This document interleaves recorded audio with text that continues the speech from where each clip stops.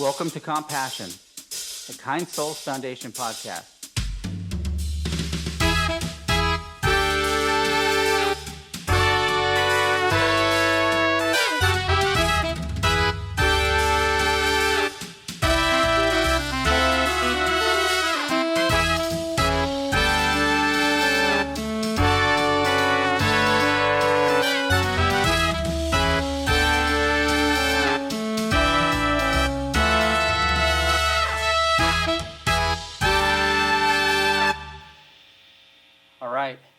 Aaron and Meagan James, welcome to Compassion, the Kind Souls Foundation podcast.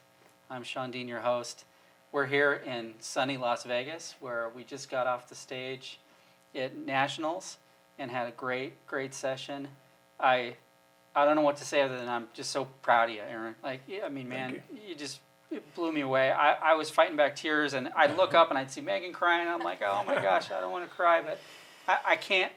There's not even words for me to express my thanks to the both of you for being here. So it means a lot to us. It means a lot to Kind Souls. Oh, so Thank you for having us. Yeah, thanks for having us. I mean, this has turned into something a lot more than what I was expecting, really. I mean, this is pretty special. Yeah. I think so. And I know it can be hard because there was a pretty moving video, and you talked about your story, so now we're sitting down a couple hours later retelling it again, so I know that can be emotionally draining, but for the viewers at home who don't know you, I want to get into it, and I'm thinking about taking a different route, and I'm really thankful you're here, Meagan, because you can kind of fill in some of the blanks, and we feel at Kind Souls that it's important to represent the family members, because oftentimes they go through a lot. They're sort of the unsung heroes.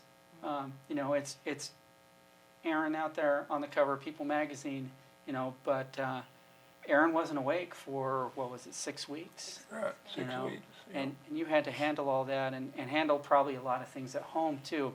So let's just start from the beginning. You seem like a wonderful couple. How did you all meet? Who's going to get to tell that story? Well, you got two different stories. It depends on who says it. But we met at a local Walmart. Yeah. We ran into each other that day numerous times. It was just like everywhere we went. It was, a shoe store, down by the river. Yeah. Just, it seems like everywhere we went that day, we kept running into each other. Put us in a time frame. Like, what year are we talking? 2003. Okay. Wasn't it? Yeah. Yeah. Early 2003. March and how many 2003? years you've been married? 21. 21 years. Yeah. Congrats. We didn't waste much time after. I think we only dated 6 months. So destiny was kind of putting you together. You're running all over the place. So you get married. Yeah. Talk to me a little bit about your career in the military. Was that before or during when you were utility lineman? No, that was before. Okay.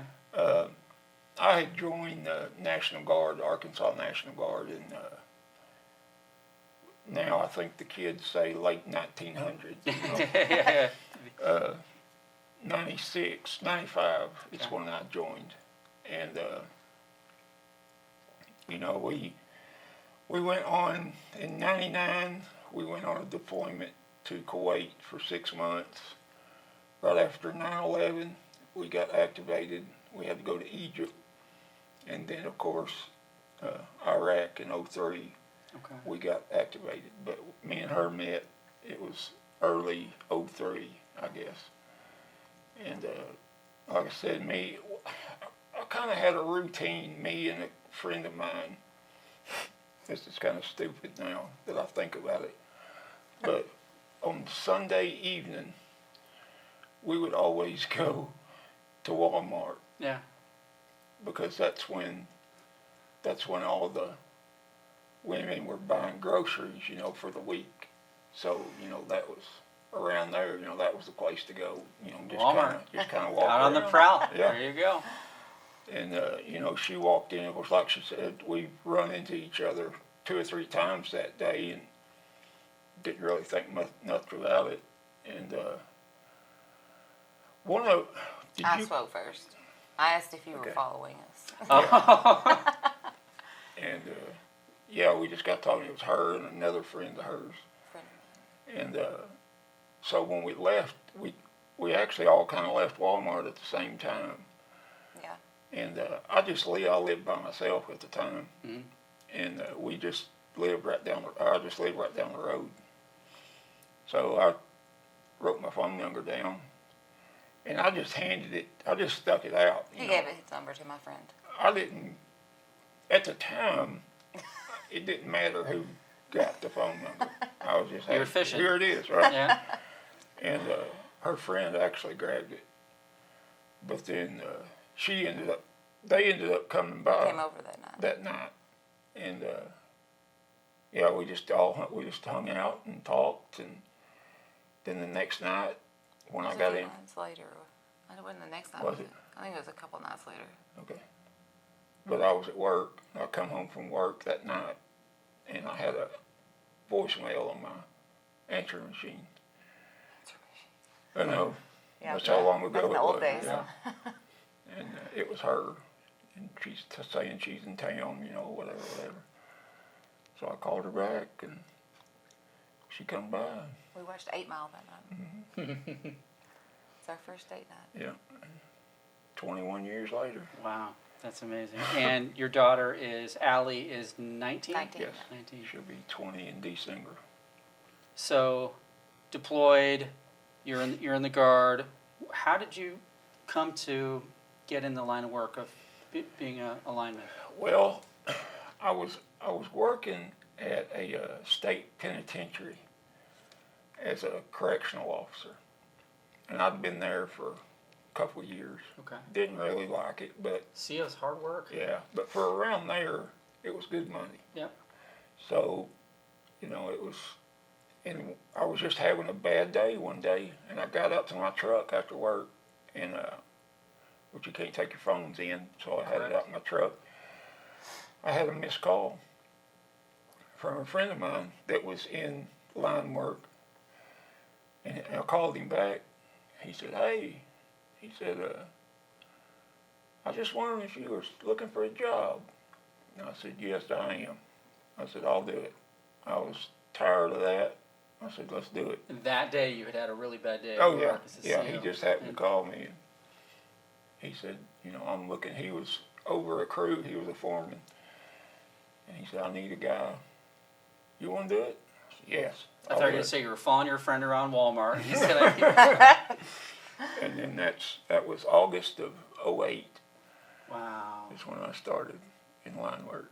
And so when I think about, those are always the jobs when you watch World's Toughest Jobs or something. You're up there, you're at elevation, you're out usually in remote areas, right? You're not near civilization or healthcare facilities, and you're usually on a utility road somewhere doing this work. But it seems like accidents are kind of few and far between. Right. So tell me, even before getting to the accident, tell me a little bit about what the work was like, because I know you've said before that you loved it, and I've heard other people say it's really rewarding work. It pays extremely well.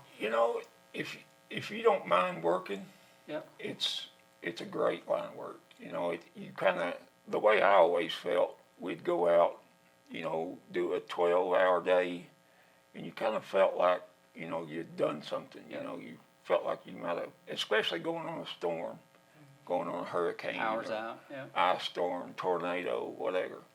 To see the look on people's faces, when you turn those lights on. Yeah. We used to like to do it at night. We'd like to wait until nighttime and you turn the lights on and you just see lights just start popping, and then you listen and you start hearing people hollering. That's cool. Woo! Yeah. They're doing all that. It's a good feeling, to feel like you're being a productive part of society, I guess, in a way. But yeah, it's hot in the summertime, it's cold in the wintertime. Yeah. You're gonna get wet. There's really nothing appealing about it, It's a hard job to sell. Is it solitary in that, like, you're going out with a buddy or partner and you're going up together, or are you just by yourself in a bucket truck? And Well, it depends on the job. Usually, it's your crew, which is usually 4 or 5 people. Your foreman, 2 linemen, an operator, and a ground hand usually. And it's just y'all most of the time.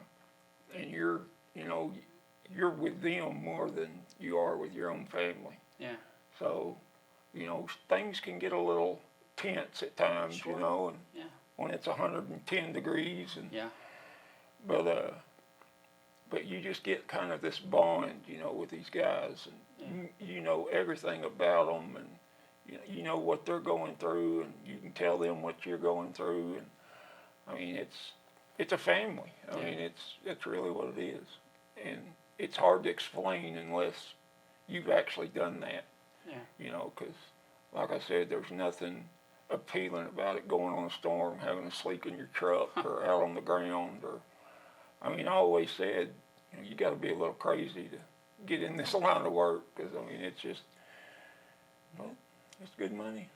Meagan, was this a vocation that you were concerned about, a safety, or? I mean, yeah, there's always, every morning, be safe, be careful today, watch what you're doing, job, But yeah, you say that if you drive into the store, it's just, you don't, I guess you try to not think that deep into it really, because, you don't want to drive yourself crazy, constantly picturing the worst that could happen. Yeah. So you kind of just push it, you push it back and push it away, and then sometimes it comes smacking you in the face. Yeah. So let's talk about that, if that's okay. And I kind of want to hear it from your perspective, because Aaron, you've mentioned that the accident is a day that you can't remember, but a day you'll never forget, and that always will stick with me. How did you find out? It was a phone call. Allie had, she was supposed to have had basketball practice, and she didn't know it had been canceled. So I dropped her at practice and then had to go and pick her back up. And then we went and got groceries for dinner that night. And as we were leaving Walmart, again. Full circle. Yeah, I had pulled up to the light, and typically I don't answer phone numbers that I used to. Now I have to, but I don't answer the numbers I don't recognize. And my phone started ringing, and it said Mississippi, and I was like, I don't know anybody in Mississippi.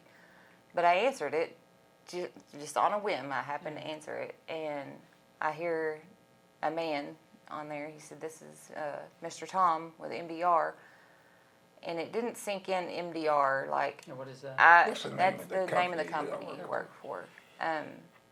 My brain just starts going. I was like, "Oh no, did I forget to pay a bill or something?" Because it happens or whatever. So I was trying to run through whatever this person could be calling me about, and during my brain running 90 miles an hour, I hear him say accident and Aaron. So I said, wait a minute. I said, what happened?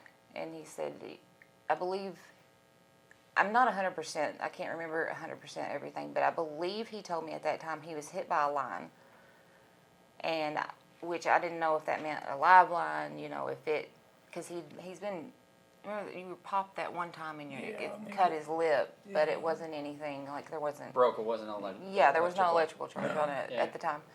So I didn't understand, and it wasn't sinking in. I said, well, how bad is it? Is he okay? Is he going to be okay? And all he would say, he said, from everything I'm hearing, it's pretty serious. He said, can you, how long can you get there? Can you get there, et cetera? And I said, yes, I can drive. Where'd you have to go? Tulsa, Oklahoma. Okay. It was about 4.5 hours away. About 4.5 hours. So. She only got pulled over once. Yeah. We got home, and I packed a bag and told my neighbors so they could watch our pets, and then we took off. And about 2 hours out, I got a phone call from the hospital, and it was the doctor, and she was kind of updating me a little bit that, they'd done a fasciotomy on his arm, and he was sedated, intubated, and that it did not look great. And I said, is he going to be okay? And she said, the only thing that I can promise you is that he won't die before you get here. Mm. So that's what Was Allie with you in the car? Yeah. So that must have been the most brutal car ride of all time. It was pretty rough. So, backing up to the actual accident, do you remember going to work that day, Aaron? No. I remember where we were at, but I don't, the thing about me is going to work, I did the exact same thing every day. Routine. Yeah. Autopilot. Oh yeah. So I can't really, and Yeah. Day like any other day. yeah, Right. I mean just a regular day. It's hot, and but no, I mean there was even a new guy on our crew. He hadn't been there a couple of weeks, and I didn't even remember him being on our crew when I woke up. I mean, it was just I didn't know nothing. Based upon what you know, can you piece together exactly what happened that day? Like, were you going up in a bucket truck, or were you? Okay. It was a track bucket. Yeah, we were having to use a track bucket because the terrain was a bucket truck that had tracks on it. Okay. So, and like I said, it was hot that day, so me and the other lineman were swapping out. He'd go up for a little while and work and come down.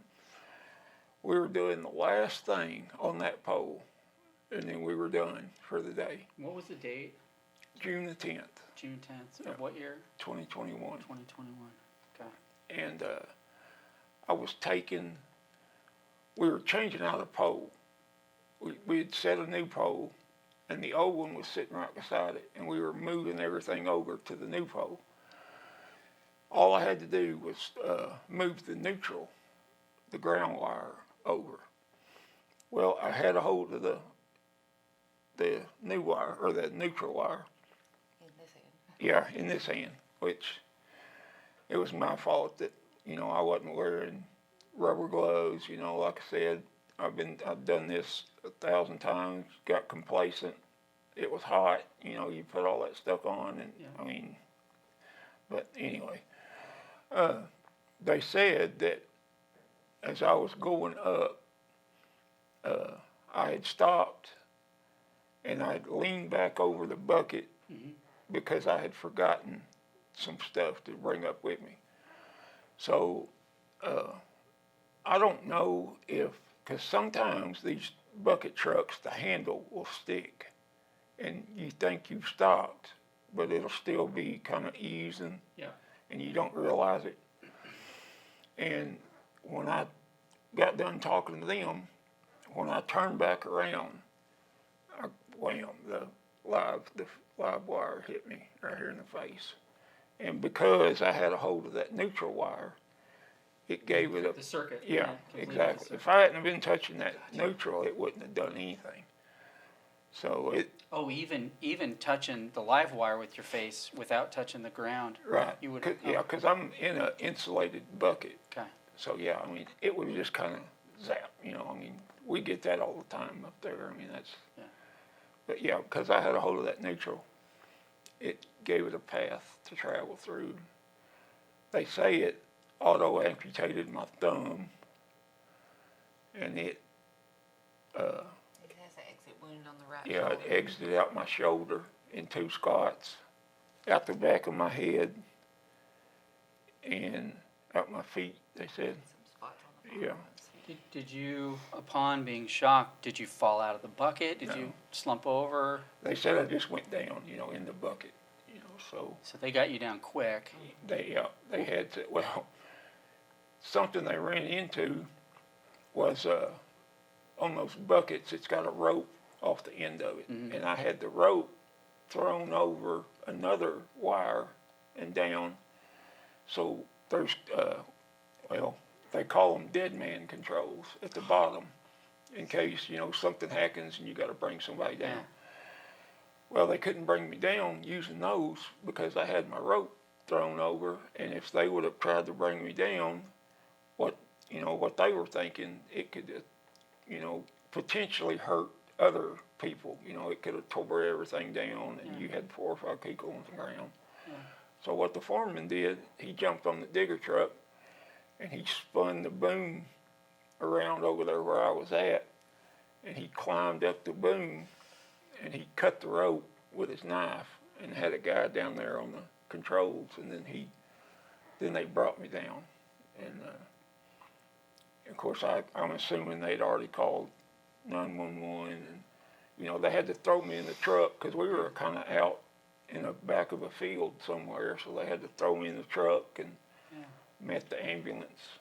So when, with that amount of electricity, the brain's electrical, the heart's electrical. Were you even alive? I mean, did they have to resuscitate you? They said that my heart never stopped. And sit up. That's what they said. I don't. They said he was still trying to speak? And sit up. They had to keep telling him to lay down. Yeah, I mean, that was Unreal. probably just, because I don't, when the electricity went in, it had to have crossed. Across the center line, so it. Yeah, I mean, it initially crossed my should've- heart. Or But if it did, it was in those moments that he was alone in the bucket, if his heart ever stopped. Because Yeah. after that, it never stopped. It was out of rhythm, but it never stopped. So they immediately took you to an ER, a local ER, Right. Yes. local to where you all live, no, Okay. to where the accident where the happened. accident happened. Because we were in a little bitty town, Winchester, Oklahoma, Okay. and which is just south of Tulsa. But in between Winchester and Tulsa, there's a clinic, and It was a small hospital. yeah, and that's where they took me initially. And then But- he was airlifted from that hospital to Tulsa. So that happened very quickly. Yes. Right. So they stabilized you, Intubated and airlifted. and then pick it up with you, Megan. You get to the hospital. You and Allie get to the hospital. Have no idea. You're expecting the worst because you were told by the doctor that the only commitment she could give you is that he'd be live. I mean, horrible. No wife or daughter should have to. But that's what you're faced with, and you get there, and what next? Well, I met the guys first, his crew, and they were all there. And I spoke with them for just a moment, and then we went into he was still in the emergency department when we got there. So went in, and initially they wouldn't allow Allie back there. So I took her back out, and she sat with the crew. And then I went in, and they wouldn't let me back until the doctor came in and spoke with me first to give me kind of a warning, like, it's a burn. It's going to be different. He's intubated. He's not alert. He's not going to be able to answer you, et cetera, and on and on. And I said, okay, I'm fine. I will be fine. I need to go see him. And they let me back, and I mean, it wasn't near what it was going to be. Obviously, with electricity, it burns you from the inside out. So the outward appearance wasn't as bad yet. The swelling hadn't completely, settled in, and all the contractures of the skin and everything. So life's upside down overnight. I mean, from one day you're at home having a cup of coffee, getting ready to go out to a job. The next day you're driving 4 hours. Yeah. How do you deal with that? You have a home that you're running, kid in high school, pets, and do you just set up in a hotel? You sleep in the hospital? Part of it was hotel.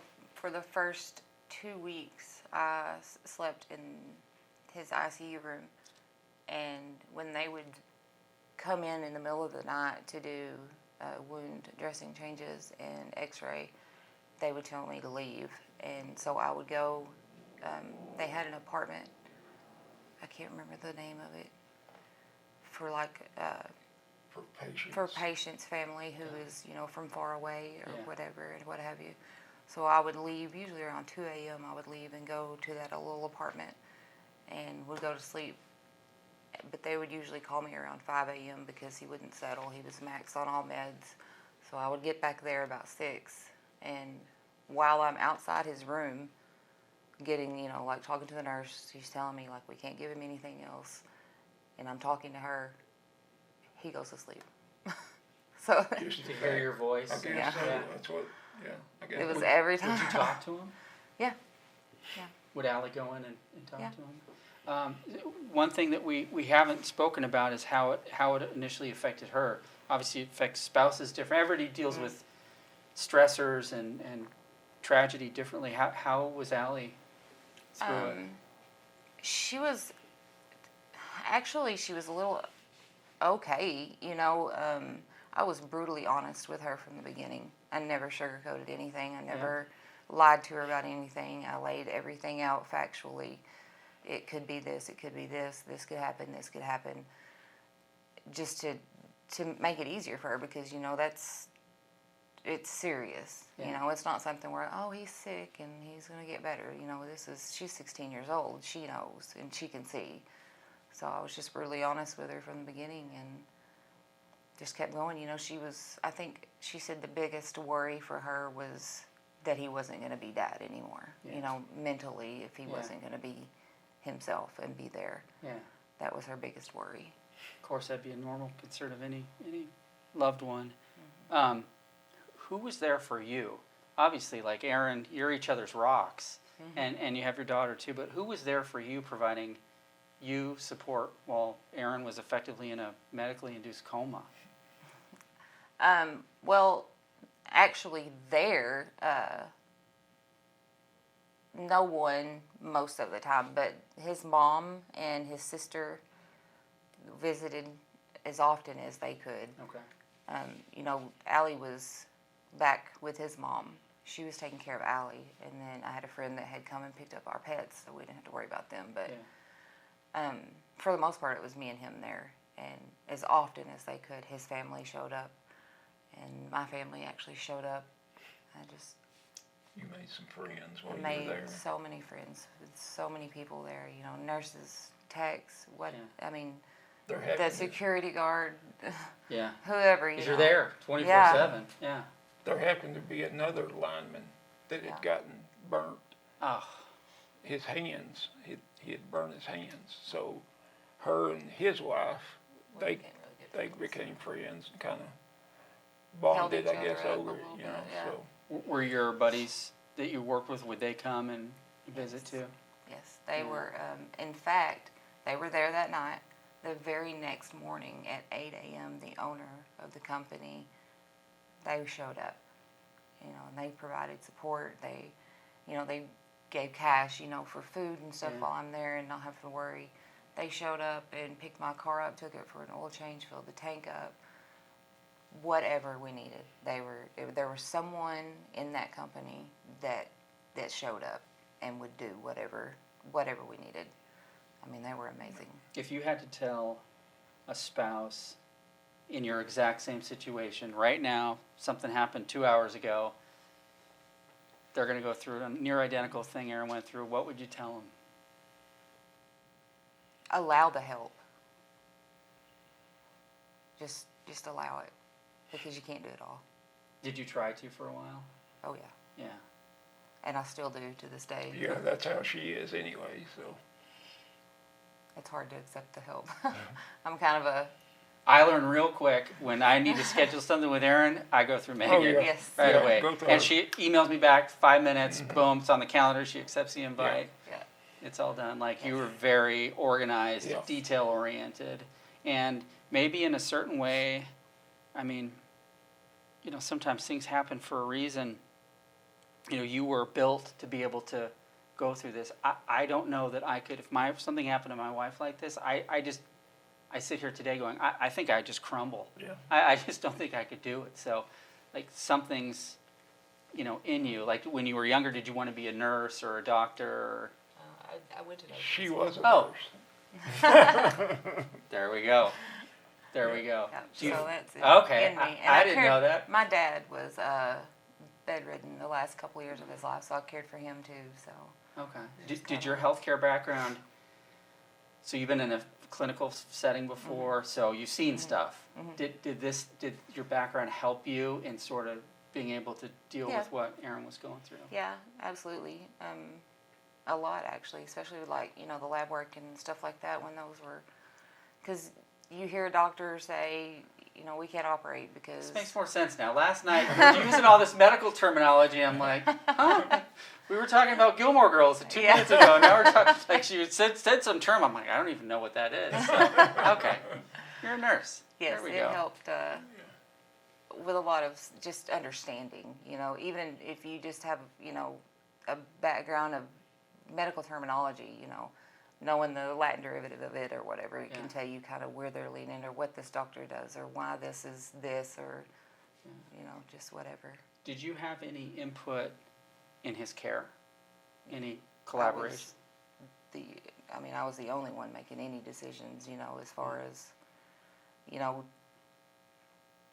what they would present to me. And at one point it was so disconnected with every, because he had so many different injuries of different, systems of the body.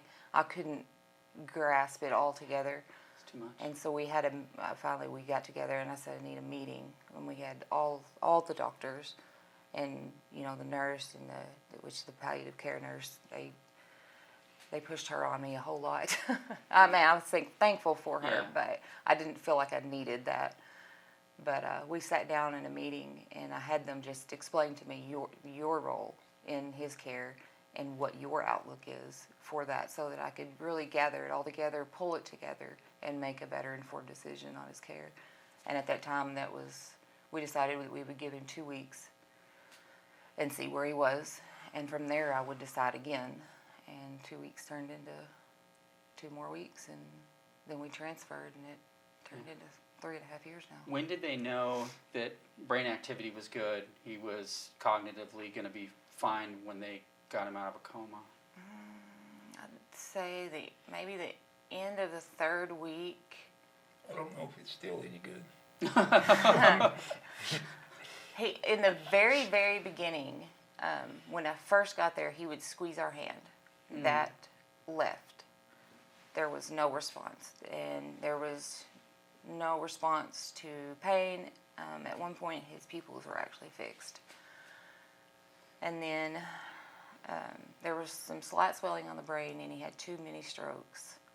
So they were concerned that he wouldn't walk or what have you. He wasn't responding and stuff. And I'm trying to think of I don't know if you responded to the physical therapy. I think it was me first.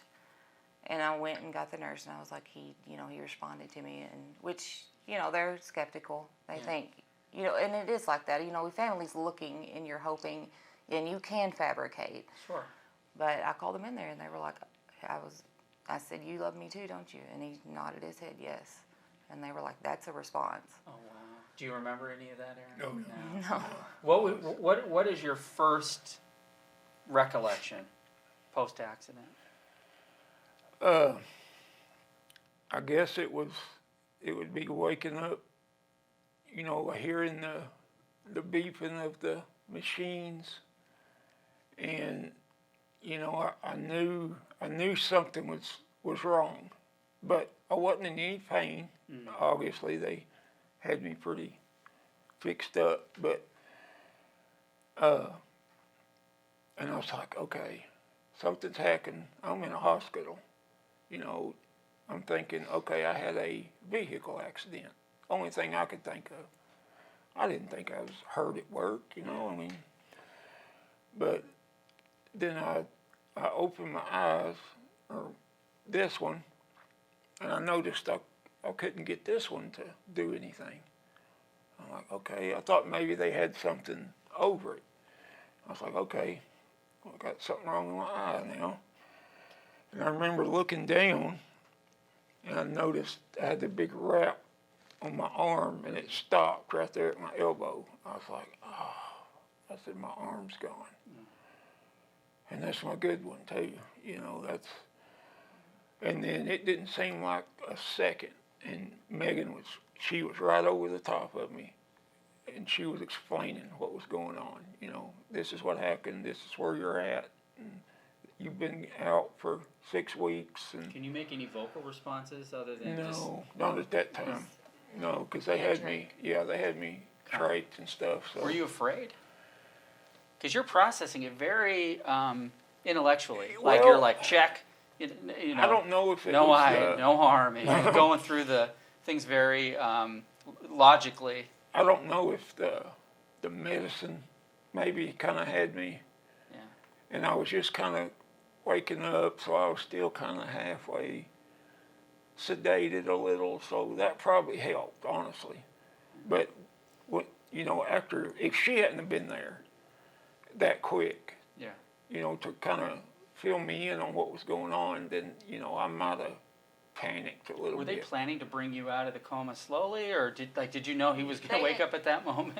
Not at that exact moment, no. He had actually woken up a couple of times before that. I'd already explained it to him a few times. And that's 6, you hadn't heard her voice in 6 No. weeks, hadn't had any type of direct I mean, you've talked to him while he was out, but Yeah. this is the first time you communicated, Yep. with Yep. him. Yeah,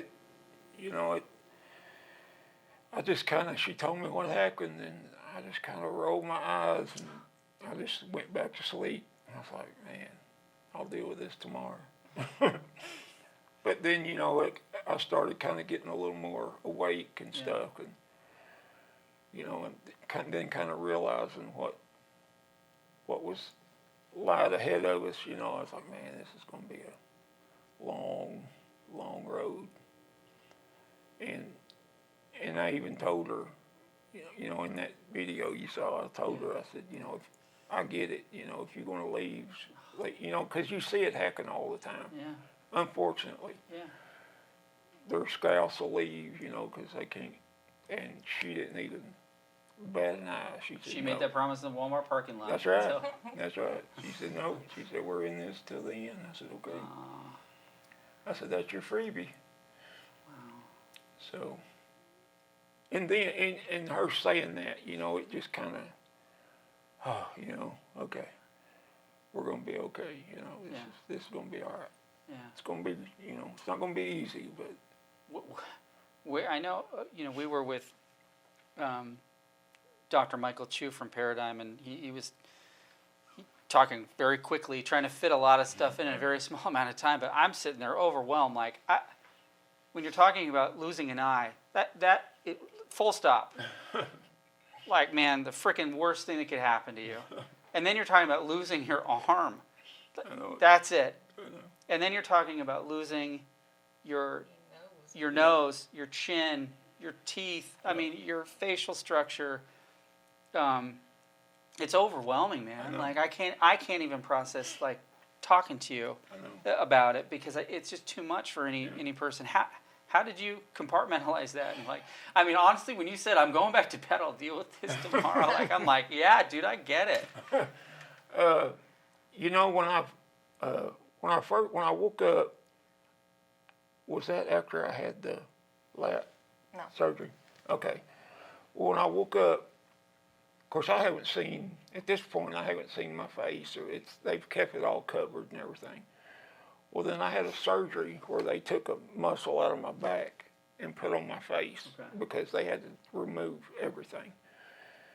And that was when I still hadn't seen my face up to this point. And I told Meagan, I said, take a picture of my face. I said, I want to see it, because, I want to see what we're dealing with. Because to me, it didn't feel that bad. Yeah. So she's like, are you sure you want to see this? I said, yes. I said, yeah, I want to see what's going on. So she took a picture, and she showed it to me, and I was kind of, whoa, Wow. this is pretty serious. Yeah. But, I mean, I never really panicked about it, because, in my eyes, well, I think I've made it through the worst part. Yeah. Luckily I got to sleep through the worst part. Yeah. So, surely we'll figure something out. I mean, I'm still alive. She's still here. Allie's still here. I feel like if this happened to 10,000 people, 9,999 would have died. Yeah. They expected him to. Yeah, I mean, they Everybody. thought I would. What did they put a percentage on the prognosis, or?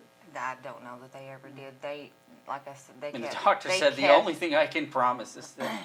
They kept sending me into the back room with the palliative care nurse because they didn't believe that I was processing, I think.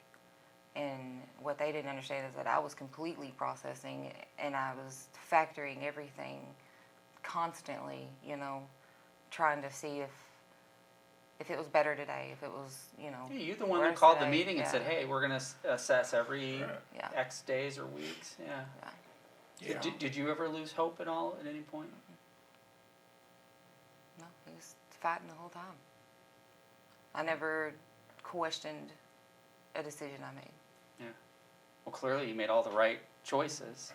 So what was the first major surgery? Well, I guess, Amputation. Yeah, the amputation, I guess, was probably, and He he didn't didn't want, wanna the do it. doctor didn't want to do it because, well, you Well, tell, his labs were so bad, his blood work was so bad because of all the rhabdo. He said that any other time he wouldn't even do this. But the reason he had to do the surgery was because of the reason why his blood was like that. I was like, you've got to get the arm off because it's basically rotting off his body and it's just killing him. if they And I didn't said, cut it off, I would have died. he would have died. If they, but there was a great risk of, if we did cut it off, he's gonna die. How many surgeries have you had total? 32, 30? I think. 30, I don't remember. something like that, 32 or 30, I think's what the, There's so many little debridement surgeries and Yeah. stuff that I lost count. I know, and I've always been the type that I've never been in a hospital, really. I mean, I don't go to the hospital for Yeah. nothing. Yeah. I'll take some Tylenol or whatever and be fine. And now, Yeah. I think Frequent flyer. Yeah.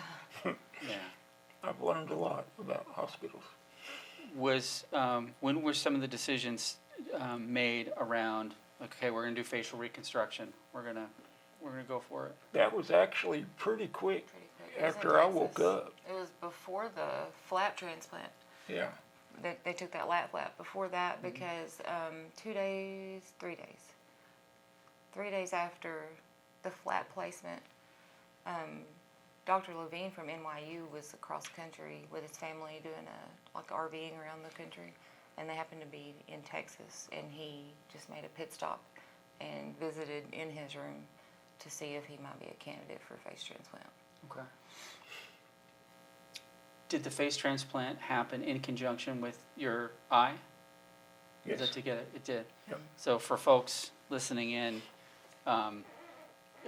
you're the first person in the history of the world to have a successful human eye transplant, which is in and of itself, I mean, amazing. You're one of one in Yeah. the world, which not many people can say that about anything. At what point in time did that conversation come up? Did they approach you and said, "Hey, you may be a candidate for"? Yeah, I mean, It was that after he had pretty much said yes to seeing if he was a face transplant candidate. He had agreed, yes, I want to pursue that.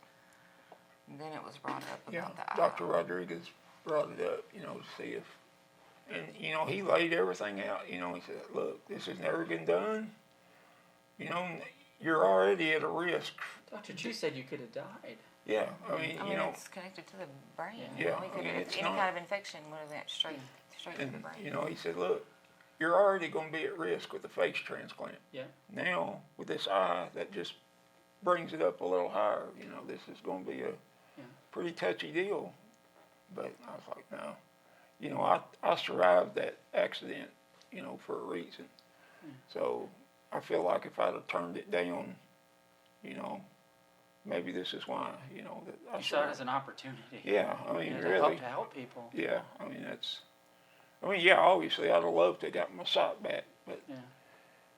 but I think, in the long run, the big picture, I believe that, this was the right decision. And, a lot of people, they get the wrong idea of successful. Yeah.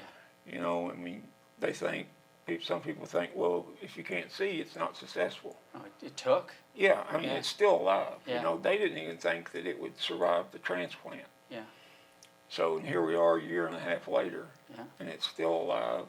Everything's, blood flow's still good, pressure's good. I mean, I think the success is in the learning process. yeah, What they learned from this. Yeah, we That's talked successful. after the session. The doctors had practiced this on, not to be morbid, but corpses. Right. Like you said 16 times or something.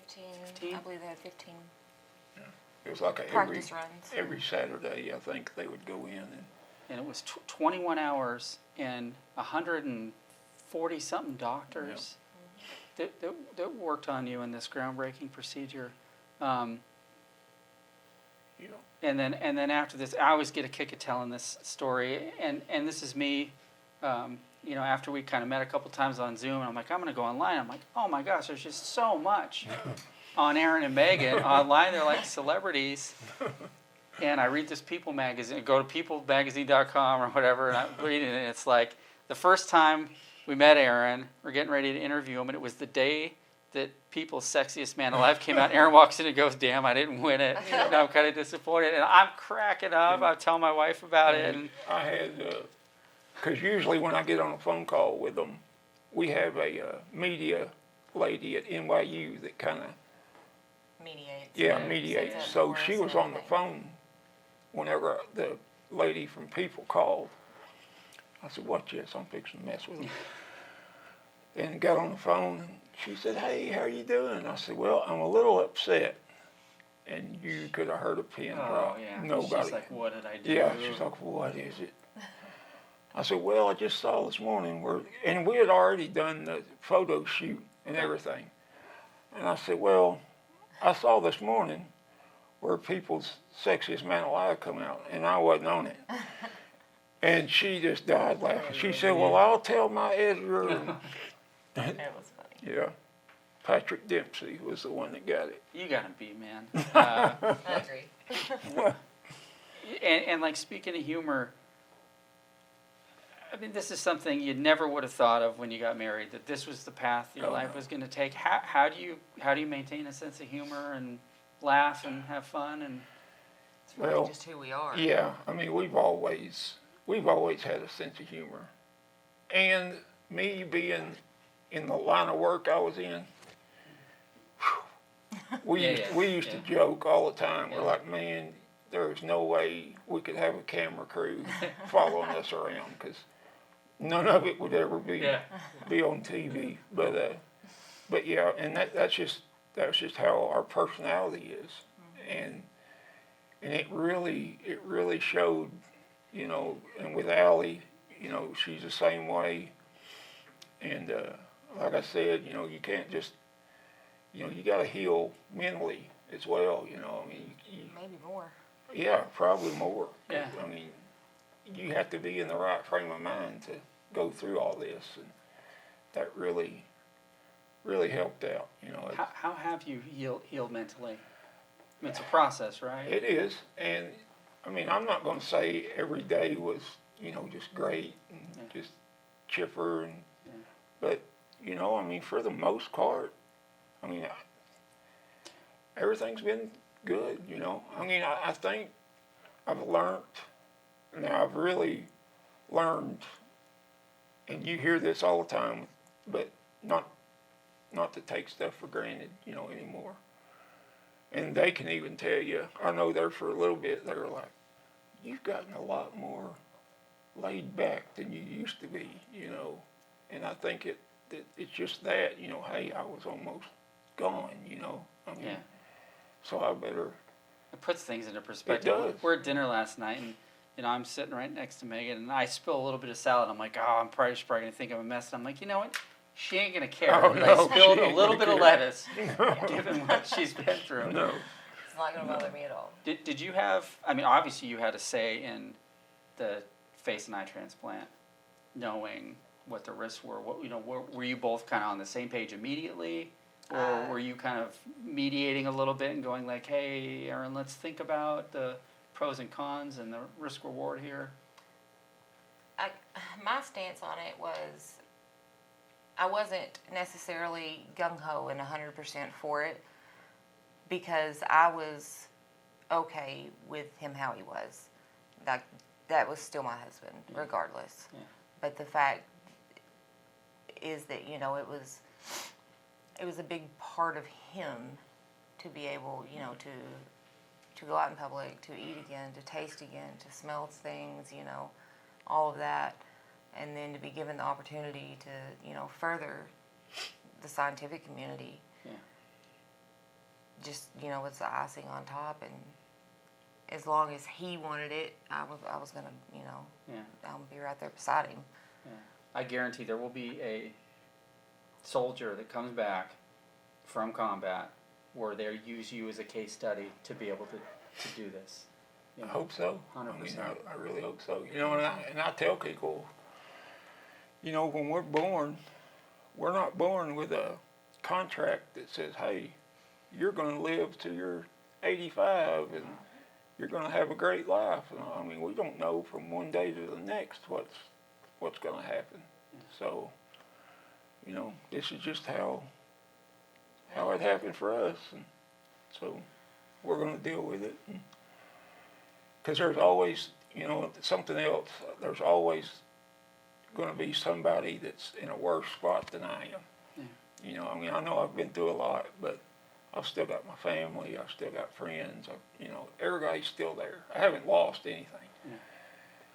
So, you know, I feel like I don't have, in a way, I feel like I don't have the right to complain, I guess, you know, because there's always somebody that's in a worse shape than I'm in. So that kind of keeps me going. And I think about the donor.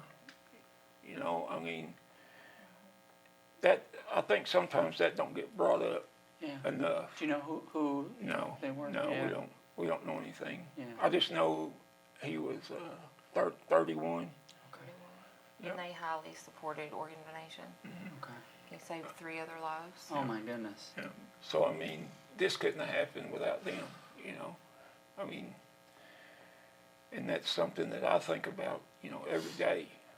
You know, of some family that don't know me from anybody. You know, decided, hey, we'll give you a gift. You know, it's what I call it. You know, we'll give you a gift from our family. You know, that you can take care of.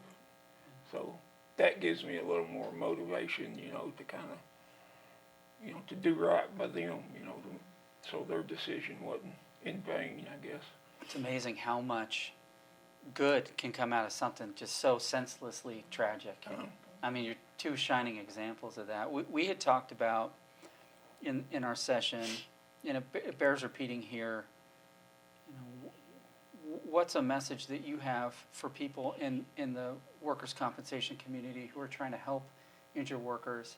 And it's really Kind Soul's mission too, is to be there for family members or individuals who've been affected by a work displacing injury.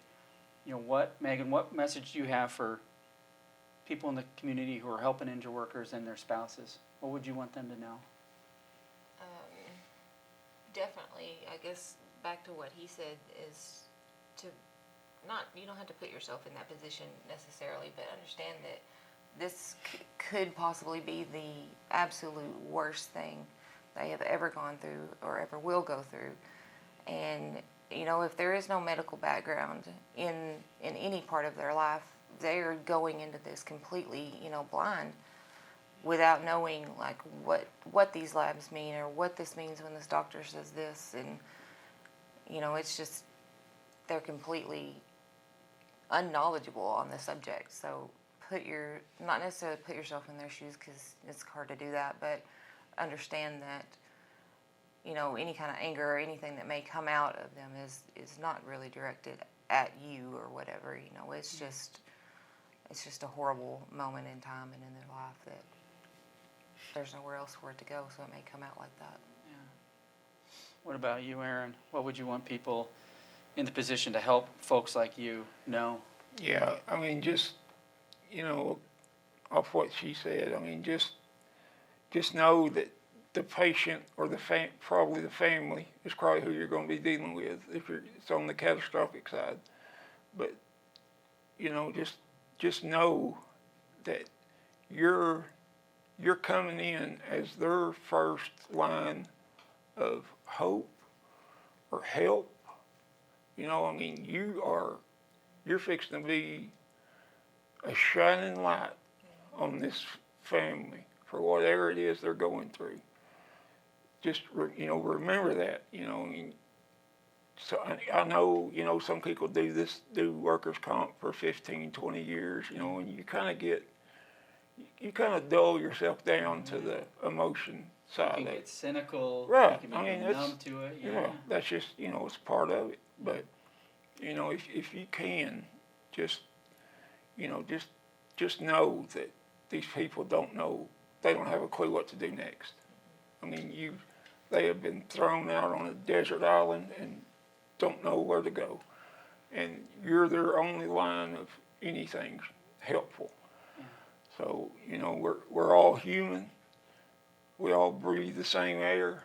I mean, that's what we're here for, you know, is try to make sense out of what life we have here on this planet. You know, it's not very long, but, you know, if we can do something with it while we're here, I mean, I think that would.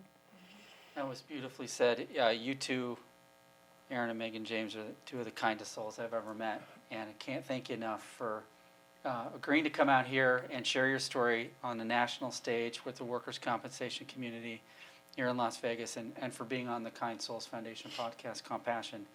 We really appreciate it. Thank you so much. Thank you. Thank you for having us. It's been good. Really enjoyed it. Have you been displaced by a work-related injury? Or are you an employer with an employee who's out of work due to an injury or illness? If so, Kind Souls Foundation is here to help. Our free national nonprofit service supports positive mental wellness in employees and their families. Employers, connect your team with Kind Souls today for resources, reassurance, and empathy. Learn more about our warm line and how we can help at kindsoulsfoundation.org. Remember, Kind Soul services are free because every soul deserves kindness.